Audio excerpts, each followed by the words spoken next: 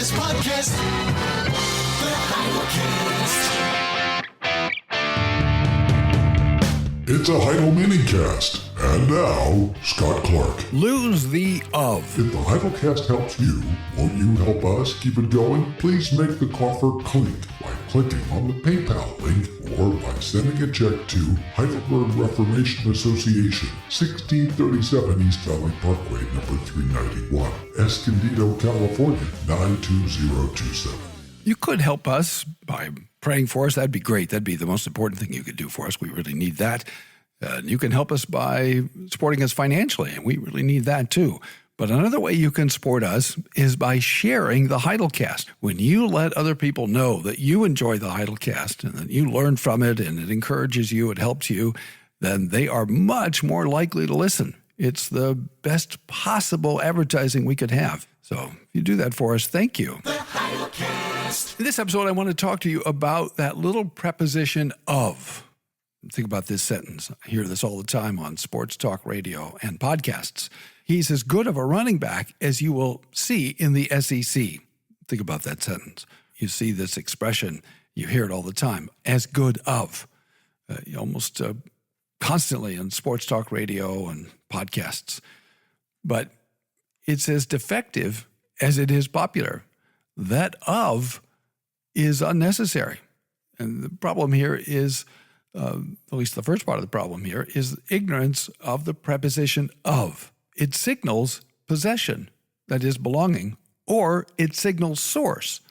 So it either tells the listener or the reader to whom or to what something belongs, or from where it comes. That's what source means. So in the expression as good of, it's used as a comparative.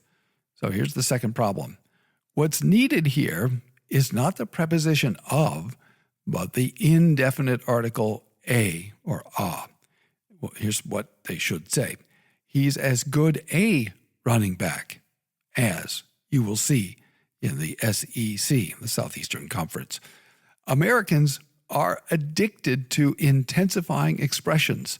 And so the expression as good a has become as good of. And people do it, I think, partly out of ignorance, but partly out of a desire to make the expression more meaningful, more effective, affecting, changing, impactful, which is also a terrible expression. But we'll come to that in another episode. I just used it because that's what everybody says, and I know you know what that signifies. We see the same desire to intensify an expression when we add the preposition of to, for example, the words outside or inside. One is outside the house or inside the house. You don't need of. It's unnecessary. If you say outside, that tells the reader or the hearer all that is needed.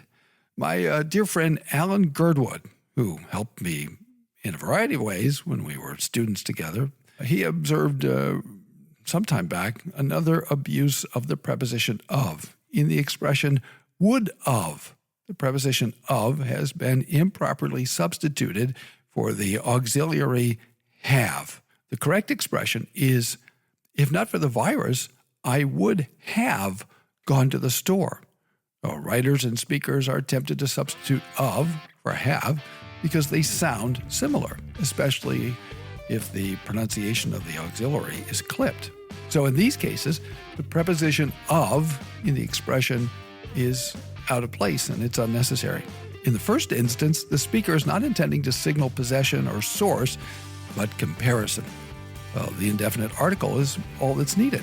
The player is a running back among other running backs.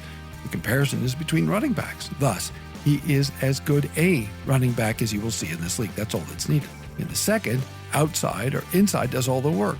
And then there's of and have. Those are two different words that signal two different things. So Vin Scully, Red Barber, and others prove that sports announcers need not sound like numbskulls. Sportscasters, please do your part to end this barbarism.